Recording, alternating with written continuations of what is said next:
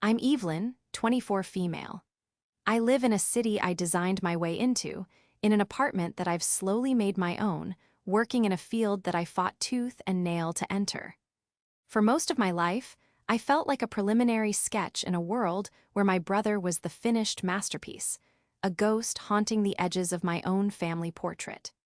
My story isn't just about achieving my dreams. It's about what happened when the family who never saw my worth was forced to watch my name get etched in stone, and how their shock became the final, satisfying sound of a door I had long since closed. Before this story unfolds, I'd love to connect with you. Please let me know in the comments where you're watching from and what time it is in your corner of the world. It's amazing to see how far these stories can travel. Growing up, our family home felt less like a shared space and more like a museum dedicated to the achievements of my older brother, Benjamin. He was 2 years my senior, and from the moment he could walk, my parents, Gary and Martha, decided he was destined for greatness. Gary, a corporate lawyer with a voice that could command a boardroom, saw in Benjamin a reflection of his own ambition. Martha, a former art gallery curator with an impeccable eye for what she deemed valuable, saw Benjamin as her magnum opus. I, on the other hand, was the afterthought, the quiet doodle in the margins of their grand narrative. Benjamin was the sun, I was the planet caught in his orbit, barely visible in his glare. When he won the 3rd grade spelling bee, the trophy was placed on the center of the mantelpiece.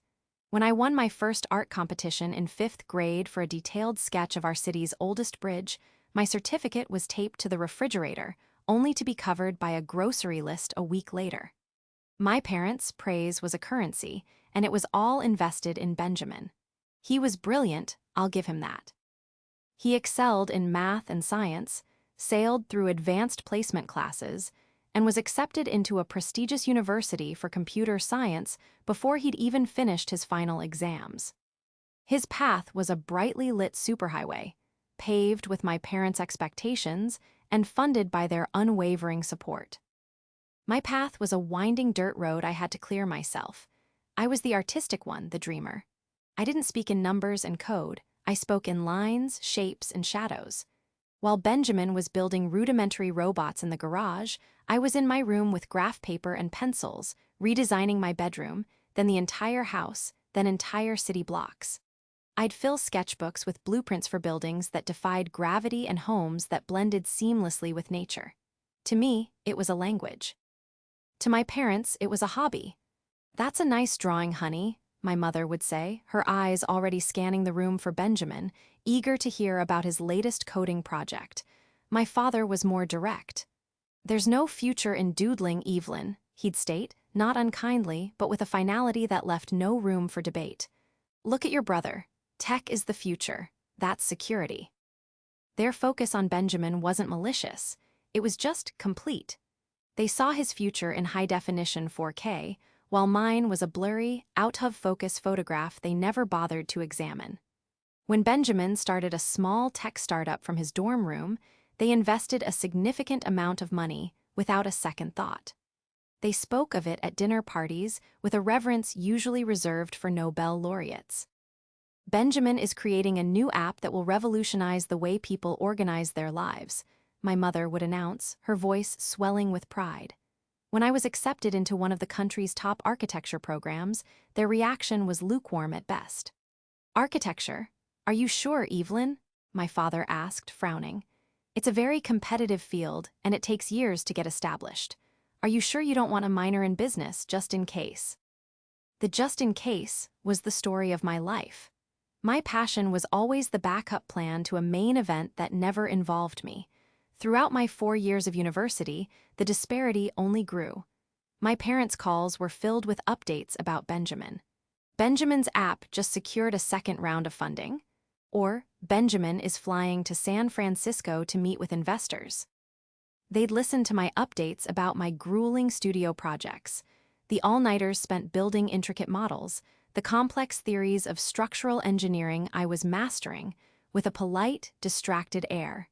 It was like I was describing the weather on a distant planet. Interesting, but irrelevant to their world.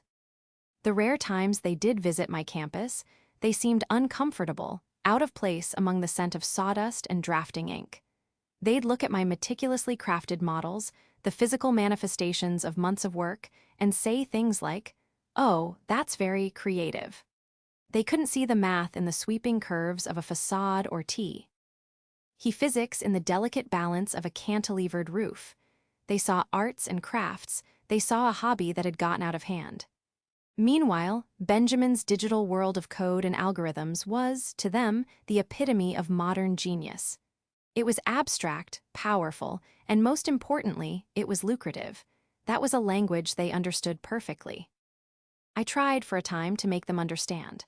I would explain the historical significance of the designs that inspired me, the sustainable building practices I was learning, the way a well-designed public space could foster community. Their eyes would glaze over. Then the conversation would inevitably pivot back. "That's nice, dear. Did we tell you Benjamin is being featured in a tech magazine?" The ghost in the family portrait. That's what I was. I was present, but my colors were muted, my lines faded. My successes were whispers, while Benjamin's were broadcast on a loudspeaker. The ultimate validation of my work, my graduation, was on the horizon. It wasn't just a ceremony. It was the culmination of a dream they had never shared or supported. It was the moment I would walk across a stage and be recognized for my dedication to a craft they had dismissed as mere doodling. I sent them the invitation months in advance, a beautiful, custom-designed card I had made myself, featuring a minimalist sketch of the university's iconic library. I booked their plane tickets and a hotel room near the campus. I told them how much it would mean for me to have them there, to see me receive my degree, to finally see me as something more than the other child. "Of course, we'll be there," my mother had said over the phone, her voice sounding a little distant. "We wouldn't miss it." I chose to believe her. I clung to that promise like a lifeline, hoping it would be the start of a new chapter, one where I was finally seen. I had no idea that their promise was as hollow as the praise they'd offered me my entire life. The empty seats at my graduation would be the last piece of evidence I needed to understand that I wasn't just in Benjamin's shadow. To them, I was completely invisible. The week leading up to my graduation was a blur of frantic energy and hopeful anticipation. I was putting the finishing touches on my final portfolio, a collection of designs that represented 4 years of sleepless nights, caffeine-fueled breakthroughs, and relentless passion. Each plate was a piece of my soul, from the sustainable urban housing project that won me a university-wide award to the conceptual design for a community arts center I'd poured my heart into. It was the best work I had ever done, and for the first time I felt a solid, unshakable sense of pride in myself, independent of anyone's approval. But still, a small, stubborn part of me yearned for my parents to see it. I imagined them flipping through the pages, their expressions shifting from polite interest to genuine admiration. I imagined my father, the pragmatist, finally seeing the viability and brilliance in my work. I imagined my mother, the aesthete, appreciating the beauty and form I had so carefully crafted. The plan was for them to fly in on Friday morning, the day before the graduation ceremony. We were going to have a celebratory dinner that night at a nice restaurant downtown. I'd made the reservation a month in advance. I even bought a new dress for the occasion. I pictured us sitting at the table, the clinking of glasses a soundtrack to a conversation where, for once, I was the main topic. On Wednesday, 2 days before their scheduled arrival, I called to confirm the final details. "Hi, Mom. Just wanted to double-check your flight lands at 10:30 a.m. I can pick you up from the airport." There was a brief pause on the other end of the line. "Oh, Evelyn, honey," my mother began, her voice strained with a manufactured sort of regret. "Something's come up. Your father has a last-minute, can't-miss meeting with an important client on Friday. We're so sorry, but we're not going to be able to make it." The bottom dropped out of my stomach. What? What do you mean you can't make it? The graduation is on Saturday. The meeting is Friday. You could just fly in late Friday night. I could hear the desperation in my own voice and hated it. "It's not that simple," she said, her tone becoming defensive. "It's a huge case for your father's firm. There are dinners, negotiations, it's the whole weekend. We just can't get away. We are so proud of you, though."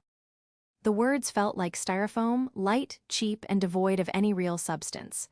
My father, who rarely came to the phone, got on the line to echo the sentiment. "Sorry, kiddo," Gary said, his voice clipped and businesslike. "This client is a big fish, you understand.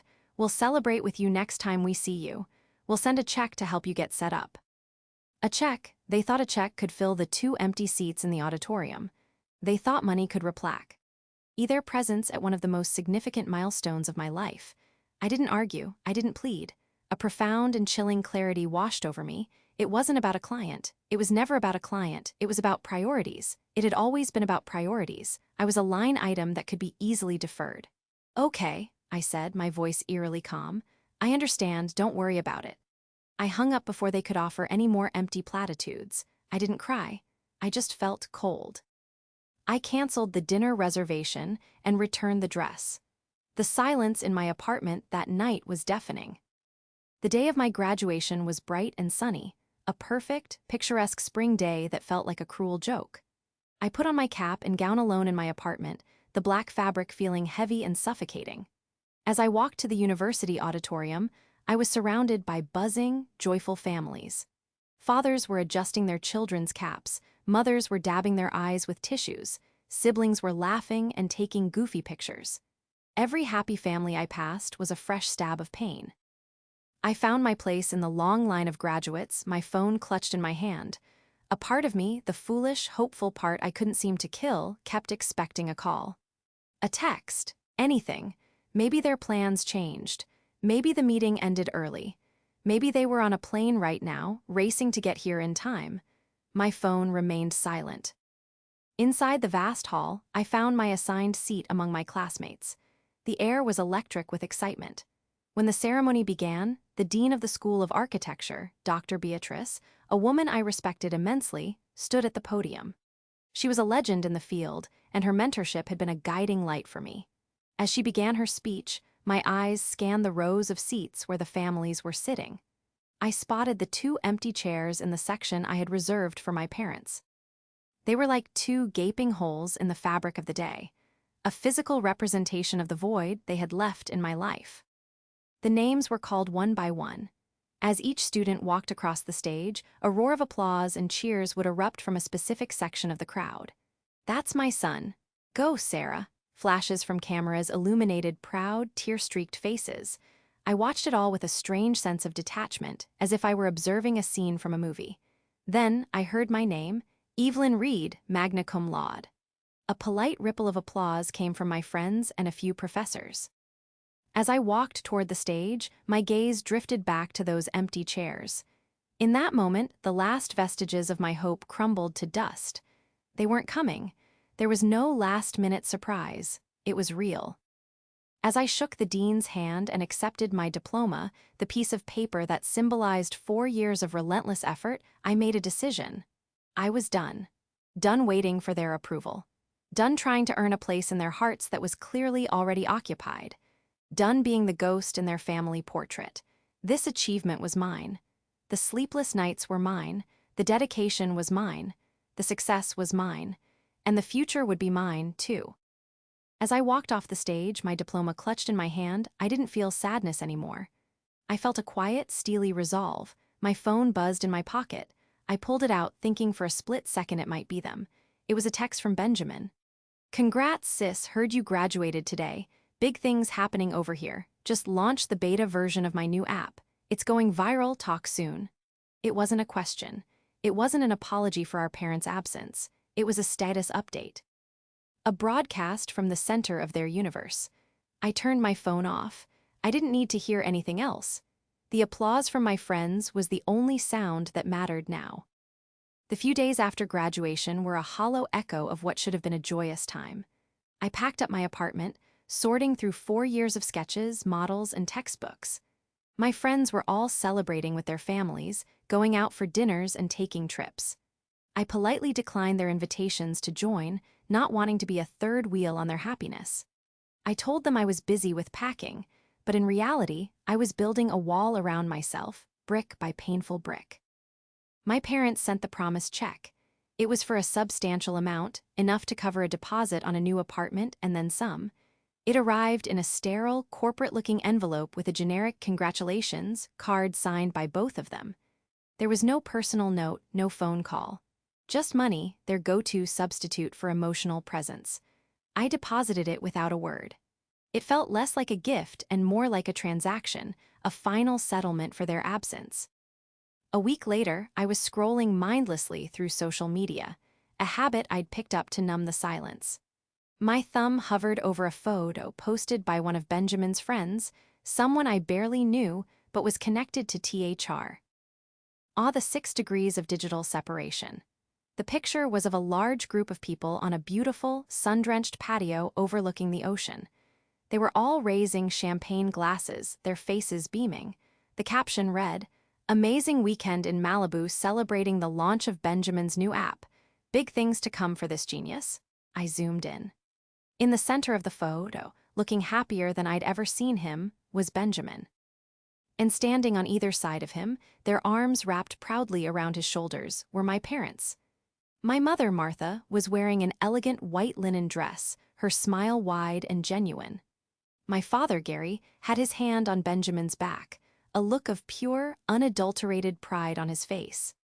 The photo was time-stamped. It was taken on the Saturday of my graduation, the exact day they were supposedly tied up in an inescapable, career-defining meeting for my father. The whole weekend of negotiations and client dinners was, in fact, a lavish party on the other side of the country. A party for Benjamin. They hadn't missed my graduation because of an obligation. They had missed it because of a preference. They had chosen him. It was that simple and that devastating. My breath caught in my chest. The screen of my phone seemed to pulse with the lie.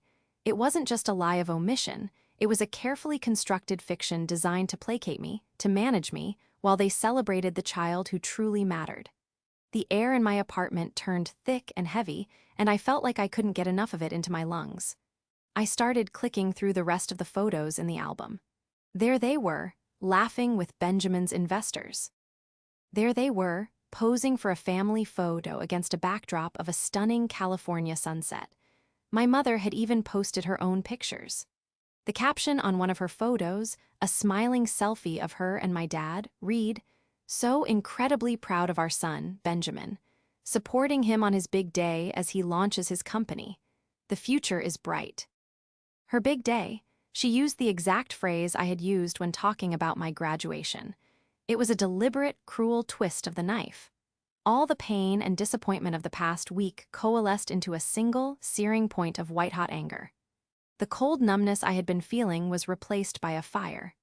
The excuses, the distant tone in my mother's voice, the clipped, dismissive words from my father, it all snapped into focus. It was a coordinated deception. They hadn't just forgotten about me. They had actively worked to hide their real plans from me.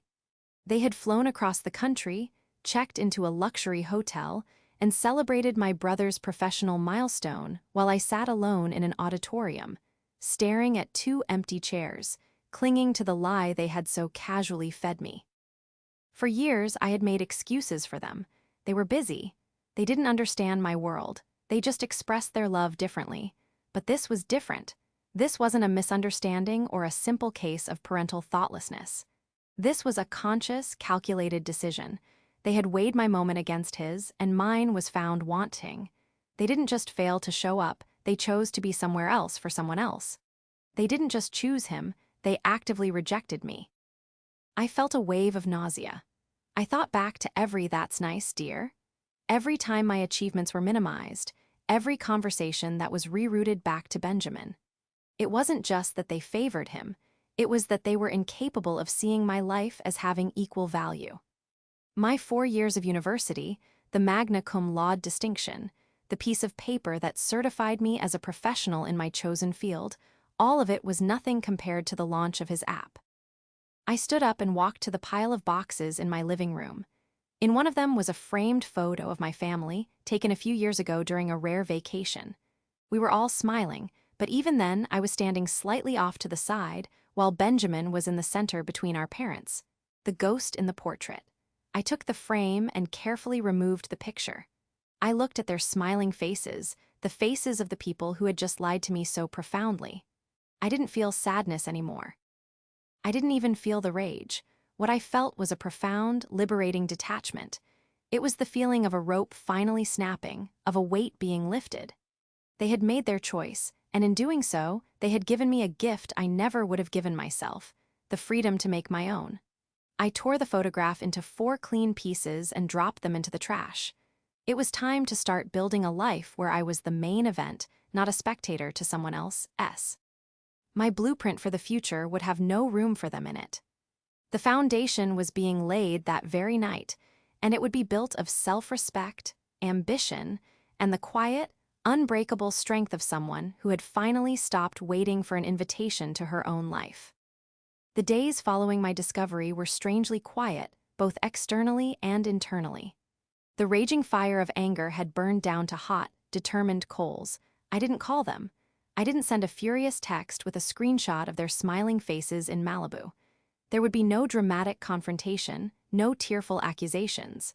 To do so would be to ask for an explanation, which would imply that there was an explanation that could possibly suffice. There wasn't. It would also imply that I still cared about their opinion, that their reasoning mattered to me. It didn't. Any further engagement felt like pleading for my own value, a position I was no longer willing to take. So, I chose silence. I changed my phone number.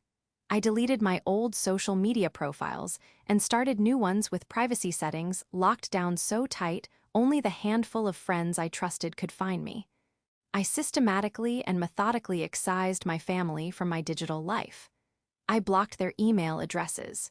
It felt less like an act of anger and more like a necessary amputation. To heal, I needed to remove the source of the wound. Of course, they didn't notice right away. They were likely still basking in the glow of Benjamin's success. It too.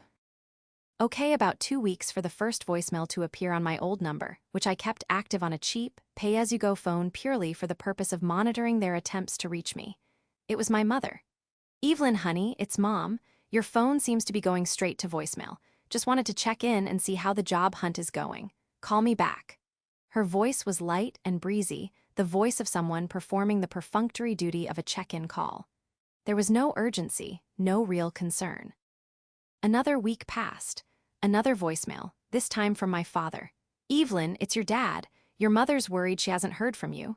Give us a call." It was clipped, almost in order. Still, no real alarm bells seemed to be ringing for them. They were used to me being the quiet one, the low-maintenance child who never demanded much of their time or attention.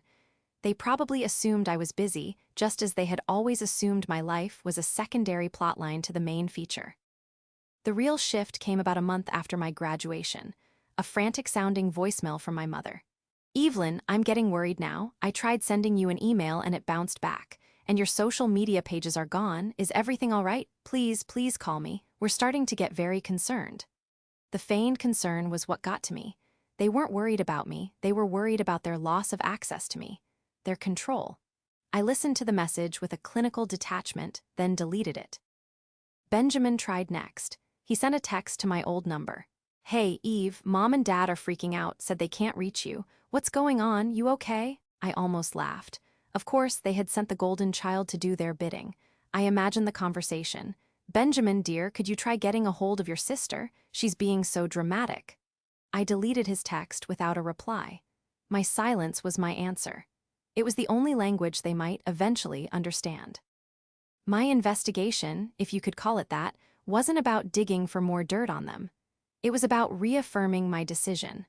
Every time a flicker of doubt or a pang of old, conditioned guilt crept in, I would look at the photos. I had saved the screenshots of them at Benjamin's party. I kept them in a locked folder on my computer, a digital archive of the truth. There was one picture in particular that I would look at.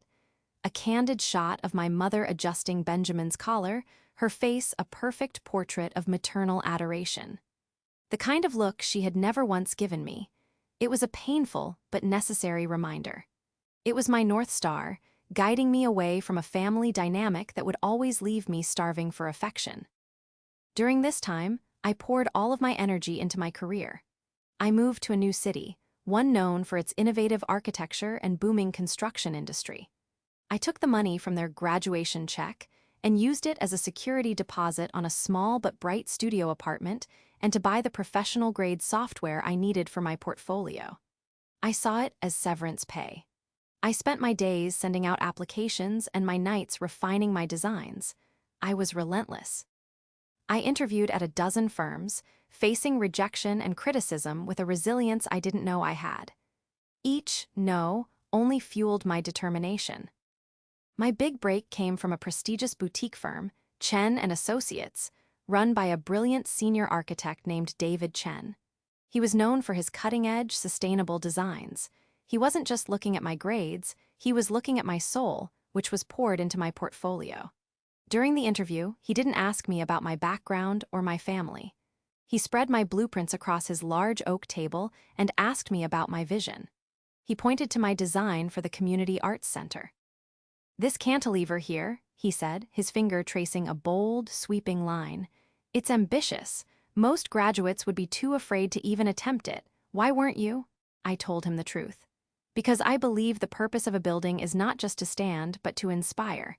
It should challenge our perceptions of what's possible." He looked at me over the top of his glasses, a slow smile spreading across his face.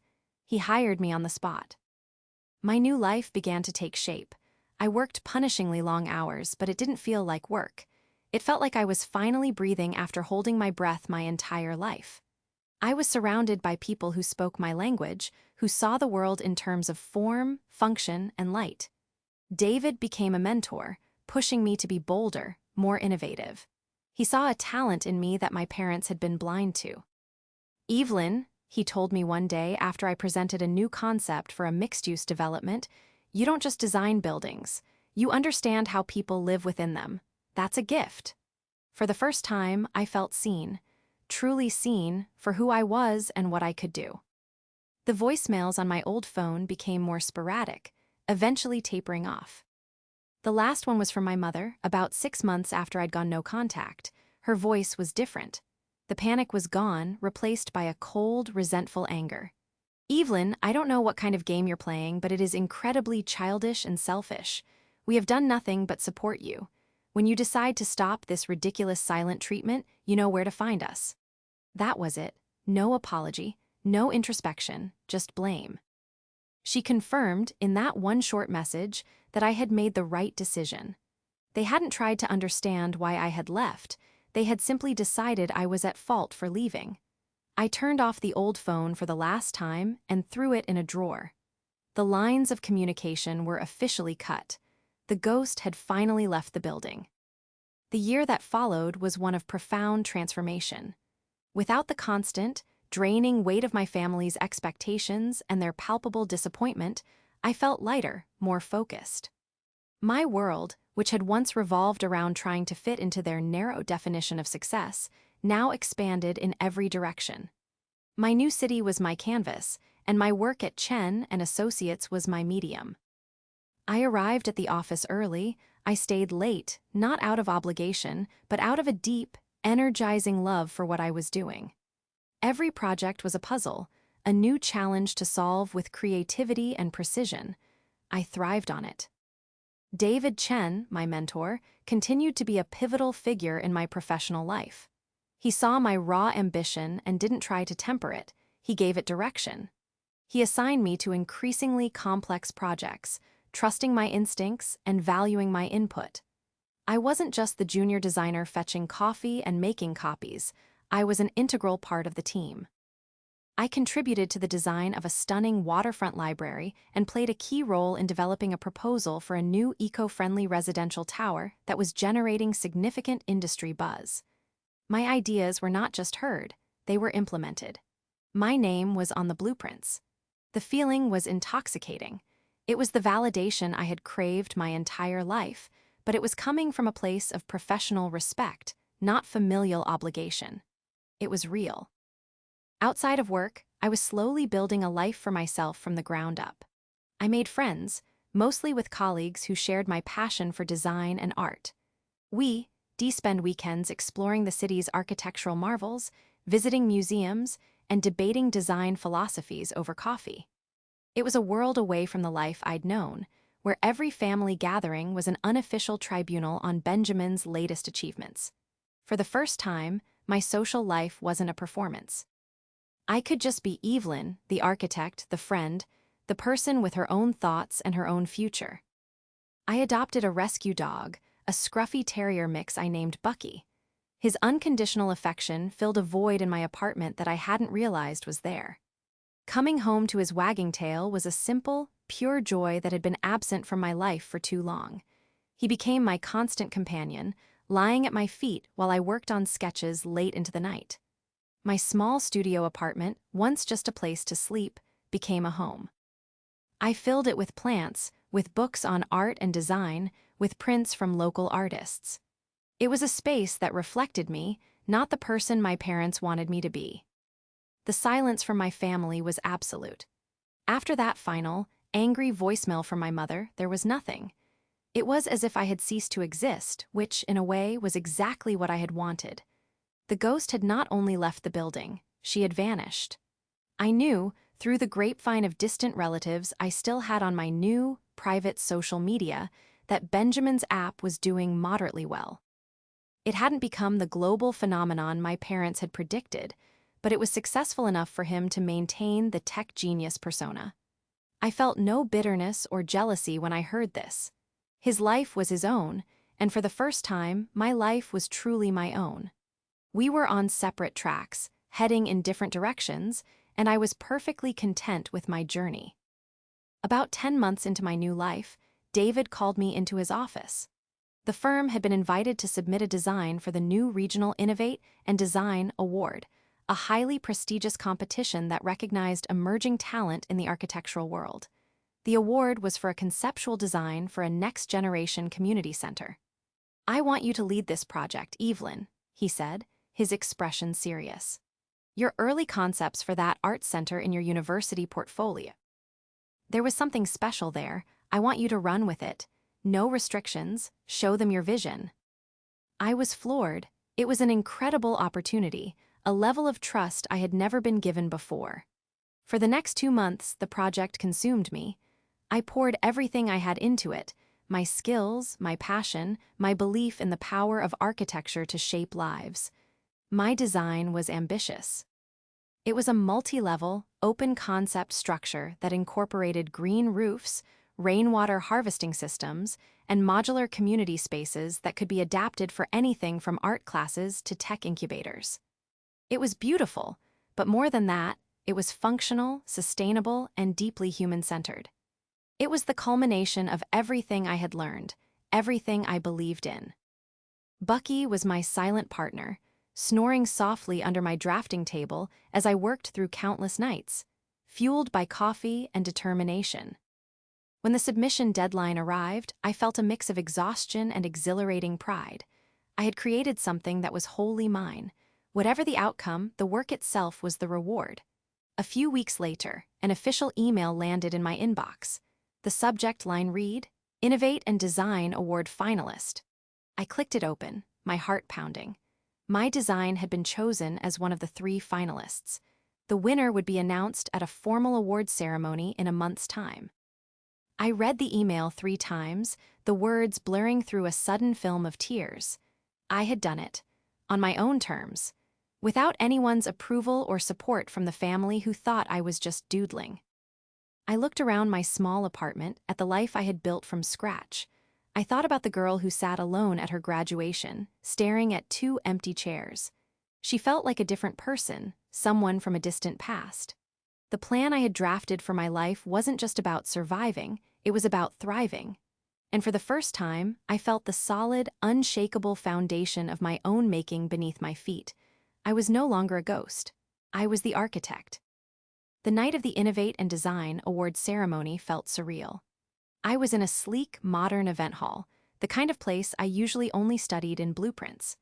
The room was filled with the city's most influential architects, designers, and developers. It was a world I had dreamed of being a part of, and here I was, not as a spectator, but as a finalist. I wore a simple, elegant black dress, feeling more confident and self-assured than I ever had in my life. David Chen and a few of my colleagues were there to support me. their presence a warm and comforting anchor in the sea of unfamiliar faces. My category was one of the last to be announced. As the presenter walked on stage, my heart began to hammer against my ribs. He spoke about the importance of forward-thinking design and the incredible talent of this year's emerging architects. They played a short video showcasing the 3 finalist designs. When my renderings appeared on the massive screen behind the stage, the sweeping lines of the green roof, the sun-drenched atrium, the vibrant community spaces filled with people.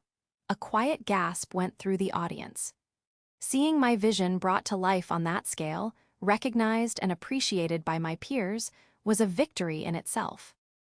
The recipient of this year's Innovate and Design Award, the presenter said, opening the envelope, has created a design that is not only visually stunning, but is a profound statement on the future of community, sustainability, and human connection. The award goes to Evelyn Reed for the Agora project. The room erupted in applause. For a moment, I couldn't move. David was clapping me on the shoulder, my friends were cheering. It was happening. It was our. I made my way to the stage, my legs feeling unsteady. I shook the presenter's hand and accepted the heavy, beautifully sculpted glass award. I stepped up to the microphone, my mind a complete blank. I hadn't prepared a speech. I hadn't allowed myself to believe I would win. As I looked out at the crowd, my eyes scanned the room and then they froze. Standing near the back of the hall, just inside the main entrance, were 3 figures I recognized instantly. My mother, my father, and my brother, Benjamin. They weren't looking at me with pride. They were looking at me with utter, slack-jawed shock. My father's mouth was slightly agape. My mother had a hand to her chest, her perfectly curated composure completely shattered. Benjamin just stared, his eyes wide with disbelief, as if he were seeing a ghost. A ghost holding a very real, very prestigious award. I learned later that Benjamin's company had bought a table at the event for networking purposes. He was trying to get his app integrated into new smart home developments. My parents, ever the supportive entourage for their golden child, had come with him. They had no idea I would be there. They had no idea I was even nominated. They had walked in to schmooze and make connections for their son, only to be confronted with the daughter they had written off, standing in the brightest spotlight in the room. Seeing them there, so utterly stunned, something inside me clicked into place. The last remnants of hurt and anger dissolved, replaced by a calm, clarifying certainty. My speech came to me. I took a deep breath, my eyes still locked on theirs. "Thank you," I began, my voice clear and steady. "Thank you to the committee and to everyone who believes in the power of design to build a better world. I want to thank my mentor, David Chen, for seeing potential in me and giving me a chance when I needed it most." I paused, letting the words hang in the air. A little over a year ago, I graduated from university. I sat at my own graduation ceremony alone, staring at 2 empty chairs where my family was supposed to be. I was told, not always in words, but in actions, that my passion was a hobby, that my path was impractical, that my dreams were not worth showing up for. The applause in the room died down to a hushed silence. People were leaning forward, listening intently. Out of the corner of my eye, I could see Benjamin shrinking, my parents looking horrified, realizing that people were starting to connect the dots. That day, I learned a valuable lesson, I continued, my voice gaining strength. That you cannot build a strong structure on a weak foundation. You cannot wait for others to validate your worth. You have to be your own architect. You have to draft your own blueprint, lay your own foundation, and then build your life, brick by brick, until it's a place you are proud to call home. I looked directly at my family now. The spotlight felt like it was pinning them to the wall. This award isn't just for a design. It's for every late night, every moment of self-doubt I overcame, and for the profound, liberating realization that the only applause you ever truly need is your own. I raised the glass trophy slightly. So, this is for the dreamers, the doodlers, and for anyone who has ever been made to feel like an afterthought. Your blueprint is valid. Your foundation is strong. Go build your masterpiece. The hall exploded into a standing ovation. The applause was deafening, a wave of sound and support that washed over me. It was more than I could have ever imagined. As I walked off the stage, people were patting my back, shaking my hand, their faces filled with respect and admiration. David gave me a tight hug. "I've never heard a better acceptance speech in my life," he whispered, his voice thick with emotion. I didn't see my family again for the rest of the night. They had slipped out amidst the applause, unable to face the truth I had just laid bare for hundreds of their peers to witness. They had come to celebrate their son, the star of their show, and had ended up as unwilling extras in the story of my triumph. The confrontation wasn't loud or angry. It was quiet, public, and absolute. I hadn't needed to scream or cry. I had simply stood in my own success and told the truth. And in that bright, unwavering spotlight, their years of neglect and dismissal were exposed for exactly what they were. The aftermath of the awards ceremony was a quiet revolution in my life. The win generated a significant amount of press in the architectural community. My photo, holding the award, was featured in several prominent design magazines and online journals. The Agra project was hailed as a fresh and visionary take on public architecture. My name, Evelyn Reed, was no longer unknown. Almost overnight, I went from being a junior designer to one of the industry's most promising new talents. My firm was ecstatic. David promoted me to project lead, giving me my own small team and the autonomy to pursue new, innovative projects. The calls and emails started pouring in. Developers wanted to discuss making the Agra project a reality. City planners wanted to consult with me on urban renewal initiatives. It was overwhelming and exhilarating. I was no longer just building a career, I was building a reputation, one based entirely on my own merit. My family, on the other hand, had gone completely silent. The public nature of my acceptance speech had left them with nowhere to hide. I heard through a cousin that the fallout for them had been swift and humiliating. Several people at their table that night were business associates of my father. They had listened to my speech and watched my parents' horrified reactions. The story of the daughter they abandoned apparently spread like wildfire through their social circle. My mother, who prized her social standing above all else, was reportedly mortified. My father, whose reputation was built on an image of strength and integrity, was now seen in a different light. Their carefully constructed family portrait had been shattered, and they couldn't sweep the pieces under the rug. About 2 weeks after the ceremony, a package arrived at my office. It was from Benjamin.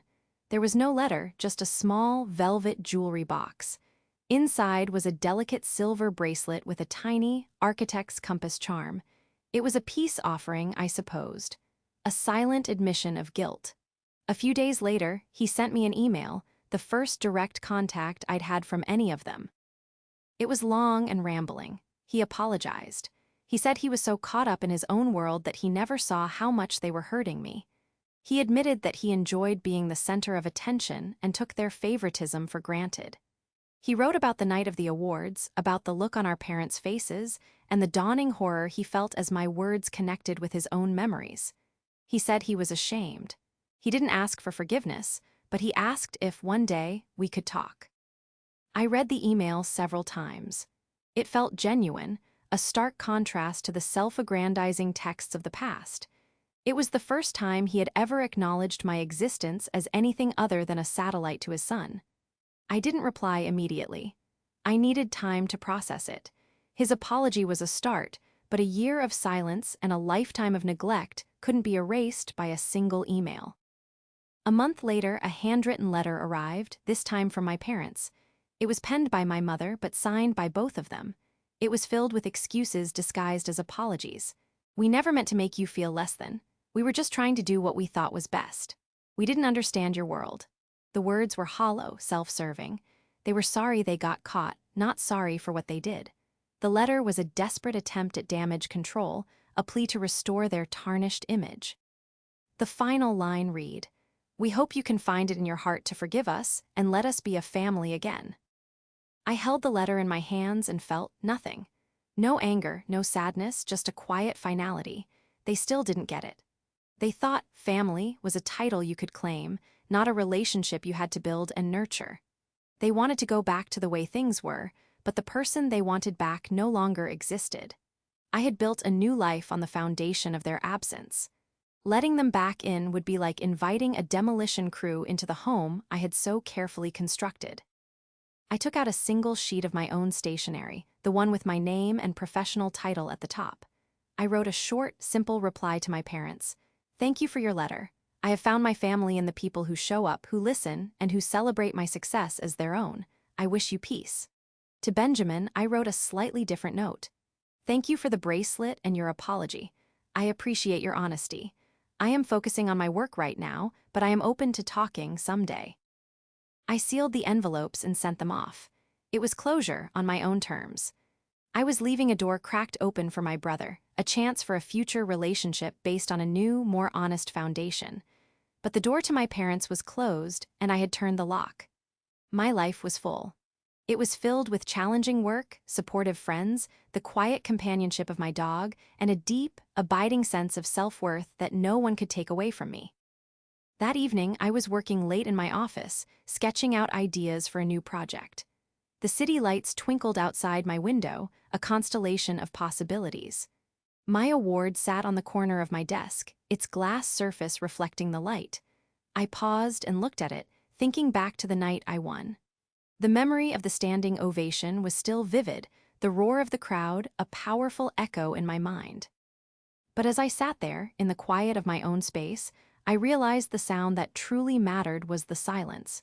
It was silence where I could hear my own thoughts, the silence where I was free to create, the silence that was filled not with loneliness, but with peace. The applause had been wonderful, a thrilling moment of external validation. But the quiet, steady hum of a life well lived, a life I had built myself, that was the sound of my own applause, and it was the only sound I ever needed to hear again.